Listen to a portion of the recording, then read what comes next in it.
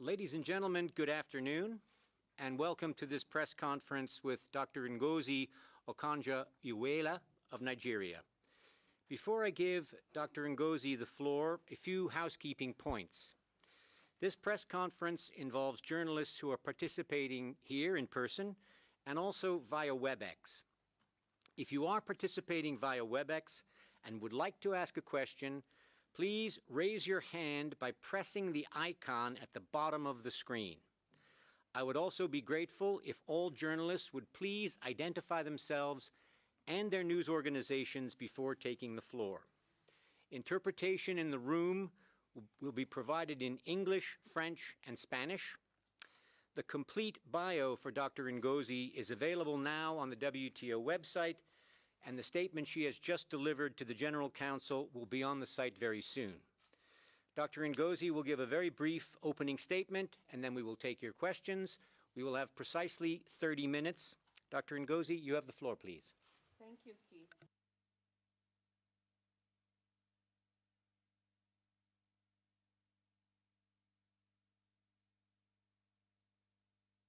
Okay, let me start again. Good afternoon, everyone. It's an honor and privilege to be here to share the views of my candidacy with the WTO members. All I want to say is that trade is important for the 21st century. It's important for prosperity, and is important for resilience, is important for sustainable growth. And the WTO is right at the heart of this. Therefore, we want to rejuvenate and reform the WTO to be the organization that it needs to be for the 21st century. Thank you. Thank you very much. Questions, please. The first question is for Laurent. Laurent, vous avez la parole. Laurent Siro, Swiss News Agency. Dr. Ngozi, good to see you again. Thank you. We raised already the question about the fact that there were 3 candidates for Africa. Was there any question from member states during that session, and could you feel any sense of concern regarding that divide? Thank you very much for that. I didn't get any questions about this, and I would not say there's a sense of divide. I would say that I'm proud of my continent for producing 3 good candidates, and that it's up to the members to choose on merit from all the candidates. So I don't think it's a divide. And of course, I hope I'm the candidate that is chosen and is backed, because I think I have the qualifications and the leadership characteristics to do the job. And I'm sure Africa will come behind my candidacy. Thank you very much. The next question for Bryce, please.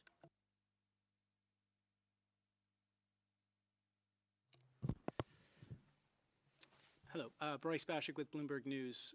Thank you. Wanted to ask you, in your view, how would you describe the role of the WTO Director General? Thank you, Bryce. The WTO Director General has no direct decision-making authority, but the WTO Director General can work to make things move along through influence. And that influence can be proactive. And that's the kind of DG, if I'm selected, that I intend to be, to use that proactively to work with members, to deliver outcomes, starting with the next ministerial, that would show that the WTO is back and the WTO is rejuvenated. So a proactively supportive Director General. Thank you very much. Dr. Ngozi, we have a question from WhatsApp from Mayowa Tijani from The Cable in Nigeria. The question is, what is your position on fair trade, especially as it concerns the global north and south? Thank you very much. That's a good question. The multilateral trading system and the WTO are in place to serve all members. And the hallmark of of the WTO is fair, open, transparent, predictable, and stable trade. So the expectation is that trade should benefit all members. And where it does not, and where the South has been left behind, we should deploy the instruments that are available to make sure we enable countries in the South and members in the South to trade more, to derive more benefits from the multilateral trading system than they have. And were I to be selected as DG, I would be very keen to make sure that instruments like Aid for Trade, which involves technical assistance, capacity building, and working with other organizations such as the World Bank, the regional development banks, to be able to deliver to countries what they need to improve investments within their borders so that they can process their goods more, create more jobs, and have more to trade. That's what I would be doing to make sure the South improves its position and benefits from the multilateral trading system. Thank you very much. I'd just like to remind our journalists that are participating via WebEx that you should please raise your hand by touching the hand icon so we can call on you. And it appears Doug Palmer of Politico in Washington has raised his hand. Doug, I give the floor to you, please. Hi, this is Doug. Can you all hear me okay? No. Okay. Just a second, Doug. Dr. Ngozi. Okay, can you hear? Go ahead, Doug. All right, can you hear me? All right. Great. Thanks. That's great. You talked about wanting to achieve results by the next ministerial, and given that the selection process could continue into early November, what do you think is achievable by the ministerial, which I believe will be held in the middle of next year? And there's a number of problems afflicting the WTO. Do you think it's best to go at them one at a time, or is it time for like a big round of negotiations to try to tackle all of these issues at once? Thank you very much.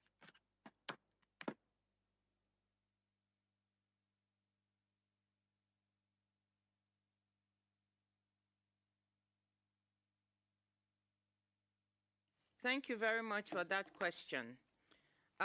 Achieving results by the next ministerial, well, I would hope to encourage the membership to come to a quicker decision so that we'll have, whoever becomes DG will have more time to work towards the next ministerial.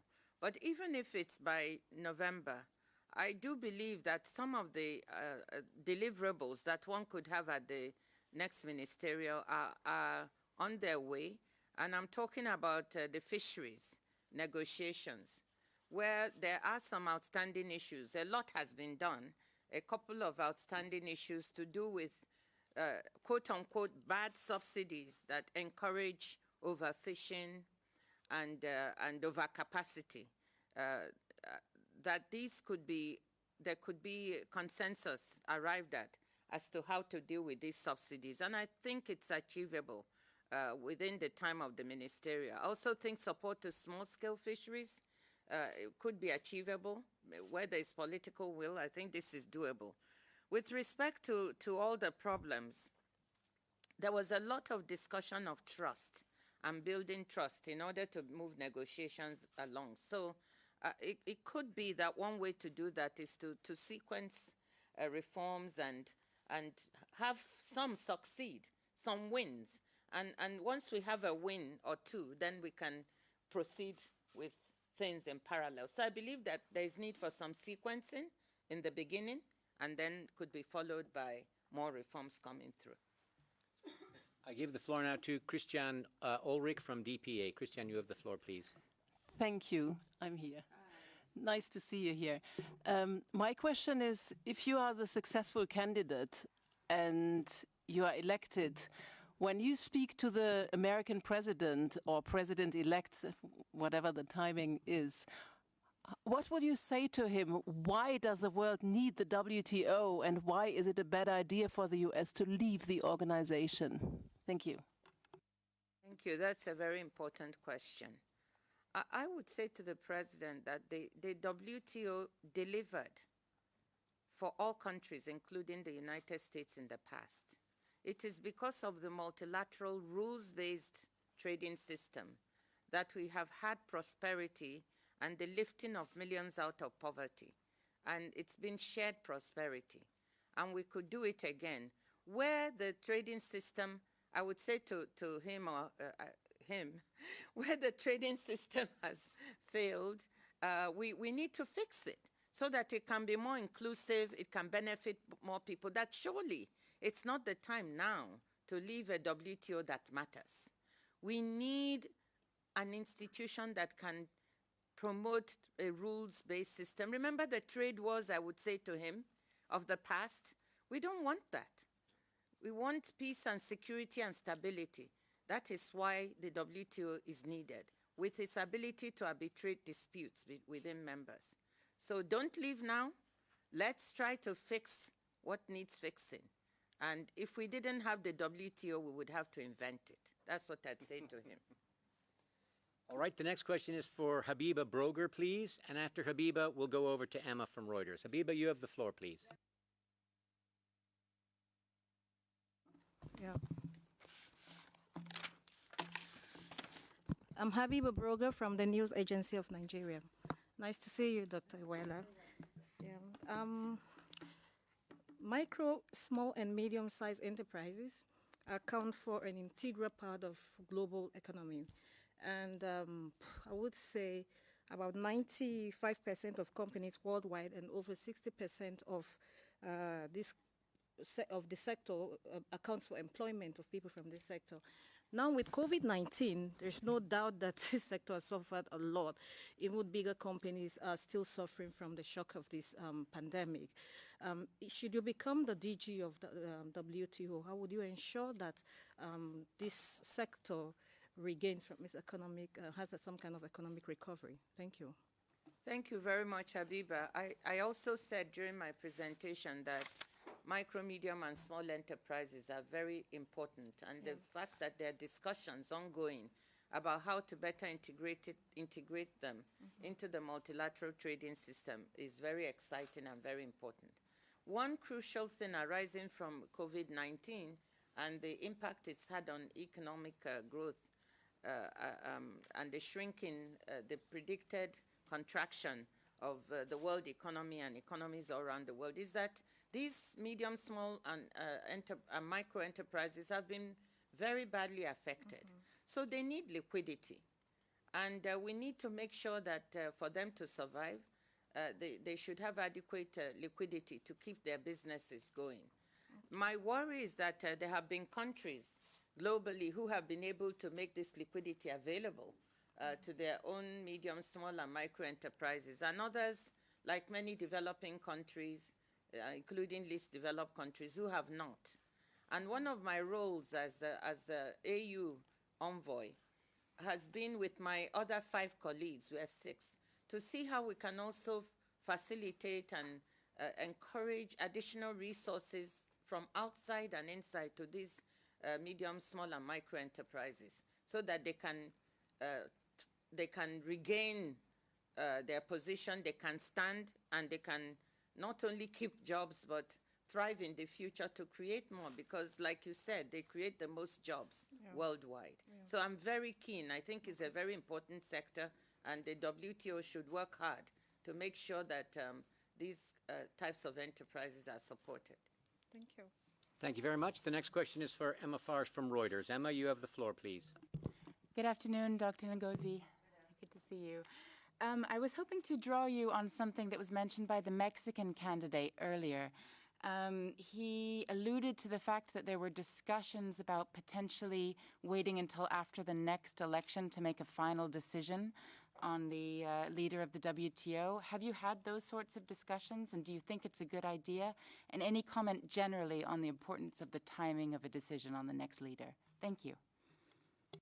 Well, thank you. Let me start by saying that it's up to the members to make a decision on when they want the next WTO DG. But I would hope that it would be a rapid decision. Why?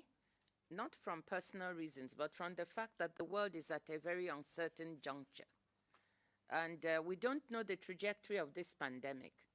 We don't know what is going to happen. And therefore, an institution as important as the WTO should have leadership as quickly as possible to be able to make sure the WTO contributes what it can to the multilateral trading system, and that in turn contributes to a recovery of the world economy. Thank you. Thank you very much. Dr. Ngozi, I have a question now from Sharon Atieno from Science Africa in Nairobi. And Sharon's question is, what will the position mean for women in your country if you get chosen as Director General? Well, thank you very much, Sharon. If I get chosen, I hope it's a sign to not only to women and girls in my country, but to women and girls worldwide that the world is ready and women can do it. The organization has not had a woman or an African as DG, and I think it's been led by men from developed countries for, if I'm correct, for 62 years, and 10 years men from developing countries. So if a woman, but my insistence is that choosing a DG WTO should be on merit. You know, it should be on merit. The best person to lead the institution that is having so many challenges should be chosen. Now, I would say to them, if that person happens to be a woman, great. If she happens to be African, great. But choose who deserves to lead. Thank you. Thank you very much. The next question is for Xin Ling from the Xinhua News Agency. You have the floor, please. Thank you, Keith. Good afternoon. Madam, you are chair of the board of Gavi and special envoy of African Union in the fight against COVID-19. So if elected, what's your plan as Director General to ensure smooth global trade, especially of essential goods such as vaccines, and promote prompt economic recovery in and after the COVID crisis? Thank you. Thank you very much. That's a very important question. I am indeed privileged to be chair of Gavi, the Vaccine Alliance, and also to be working as envoy to the Tools Accelerator, where there's an attempt by the international community to ensure that finding the tools for solving COVID-19 are there. And it's international community with WHO, with Gavi, with CEPI, and other organizations that have come together. So part of this Tools Accelerator and the raison d'etre is to ensure that when vaccines do become available, that poorer countries will not be left standing in the queue, but that there will be allocation criteria that will mean that poor countries, rich countries get access to the vaccines at the same time. And if I became WTO DG, I would have a very strong collaboration with the Tools Accelerator, which has WHO, the CEPI, Gavi, to work towards this, to make sure that there are no barriers, no restrictions on the availability of these vaccines, whilst respecting the intellectual property rights of those who have manufactured the vaccines. The world should be able to come to the point where the mechanisms are put in place to also make those vaccines available. And the World Trading System should be a facilitator of that and not an impediment. So that would be, I would combine the role of WTO DG with the experience I've had from Gavi to ensure this, because I think it's critical that everyone have access to life-saving vaccines. Thank you very much. We're going to do two questions in a row from WebEx. The first question is from Ayana Dreyer of Bordelex. Ayana, you have the floor, please. Hello, thank you. Do you hear me? Hello? Do you hear me? Do you hear me? 1 moment. Yeah, there you go. Hello? Hello, do you hear me? Yeah, it's now fainter. Can I turn it off? Yeah. Okay, Do you hear me? Good. Thank you very much, Madam. I have a question to you. Do you think the consensus rule in the WTO should be loosened or dropped to help it overcome the current gridlock? Because it seems most of the problems stem from deep disagreements among members. Thank you. Thank you for that. I think part of the strength of the WTO is when there are multilateral negotiations that involve all members arriving at agreements by consensus, because then the incentive to implement the agreements is there. So I think the consensus rule, what we need to ask ourselves about it is, how do we make it work better? When there's no consensus, you look behind that, and I think there are issues of trust among members that are leading to these disagreements and these divisions. So as I was answering questions, these questions came up from the members during my interview. And I said we need to rebuild trust. It's even in my vision, a WTO with trust. How do you do that? It's not good enough to just talk about it. You have to have concrete confidence-building actions between members. Find the wins. If I were selected as DG WTO, that's what I would do. What are the wins that bring members together to rebuild that trust so that we can begin to then show that consensus decision-making works, it has worked in the past, it can work again, and then we restore it. Because that's the one that gets all members to do what has been agreed. Thank you. Thank you. Et aussi de WebEx, la prochaine question est pour Estelle Moisson de Jeune Afrique. Estelle, vous avez la parole. Parfait, merci. Vous m'entendez? Do you hear me? Yeah, I heard the first answer from Mrs. Okonjo-Iweala. I would like to ask her, why is it so difficult to get only one African continent candidate? Why is it so difficult for the African continent to back only one person? Thank you.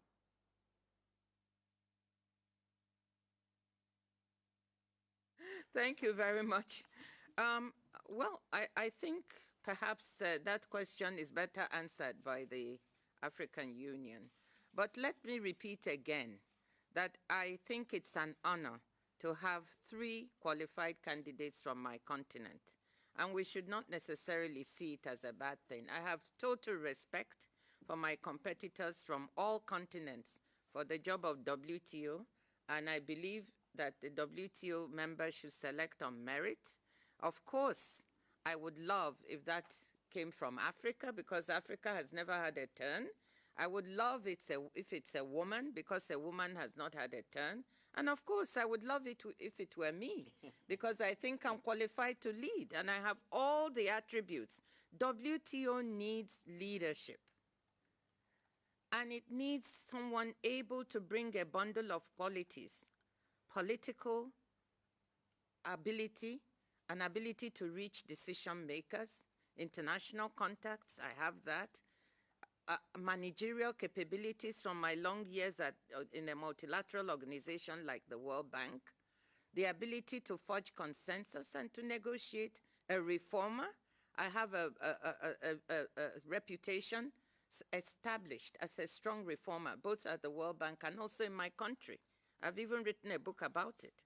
So I think I bring together a bundle of qualities: public sector, private sector, because you need to know, how do businesses see the WTO and what needs to be done? What about micro, medium, and small enterprises? Just to find out what it means to be a medium or small enterprise owner. I started one myself in Nigeria to see what are the obstacles in the way that you need to clear out.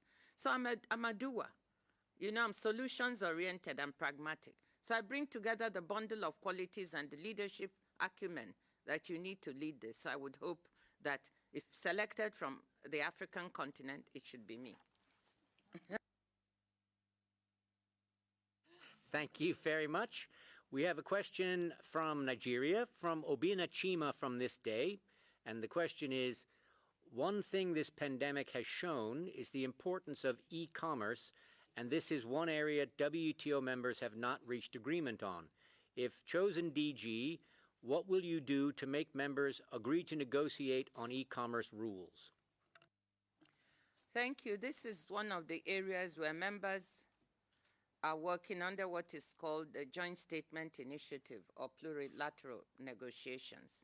I happen to believe that e-commerce and the digital economy is tremendous, and the COVID-19 pandemic has shown it. People are now, buying online, trading online, they are going to school online. So this is the wave of the future.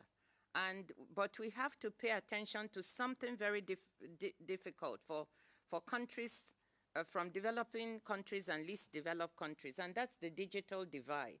They cannot participate unless we find a way to take out this digital divide. They cannot be left out. Even people in our rural areas should not be left out. So I'm very keen, if I were WTO DG, to see what bundle of resources working with other multilateral institutions could we put together to help countries that are not that don't have this infrastructure to get it, so that we can work with e-commerce. That should advance the negotiations, because if you look at those who are not participating, a lot of them are developing countries because they believe, what is in it for me? I don't even have the infrastructure. Why should I be negotiating on e-commerce? Why should I be agreeing to rules that I'm not equipped or competent to discuss this time? So we must take that, we must bite that bullet and help them to get the infrastructure. And then I think we need to move, give them that assurance, and then move the e-commerce negotiations along where all members can agree on rules, because this is the wave of the 21st century. Thank you. We have time for one more question. Yes, please. Madam, I'm Angela. I'm a journalist from ChinaSender.com. I have one question for you. I know you are a financial expert, but you never participate directly in a trade negotiation. Do you think that you will be challenged for not being a proper trade expert in this competition? And what advantages do you think you can bring as a financial expert in this perspective? Thank you. Thank you very much. I think that's a totally wrong notion. And I've paid respect to my competitors because that's my nature. I don't criticize other people, I respect them. Competitors who have been saying that she's not a trade expert, they're wrong. I'm a development economist. And you cannot do that without looking at trade. Trade is a central part of development. So I've been doing it my whole career at the World Bank. I was working on trade policy reform in middle and low-income countries at the bank. As finance minister, the customs service in my country reported to me, and that's all about trade facilitation. I helped my country's negotiations with my trade minister on the ECOWAS common external tariffs. I don't know how much more trade you can have than that. So those who say I don't have trade, they're mistaken. I think the qualities I have are even better, because I combine development economics with trade, knowledge, along with finance. And you need those combinations of skills to lead the WTO. So I think I have the skills that are needed. So this is a familiar territory to me, not an alien one. I'm a trade person. Dr. Ngozi, thank you very much for participating. Thank you to all of you who've been here and to all of you who've joined in via WhatsApp and WebEx. Thank you very much. There'll be another press conference. When is it? Soon, 6:30. Thank you very much. Thank you all very much for your patience. Bye. Thank you, Keith. That was very well done. Very well done.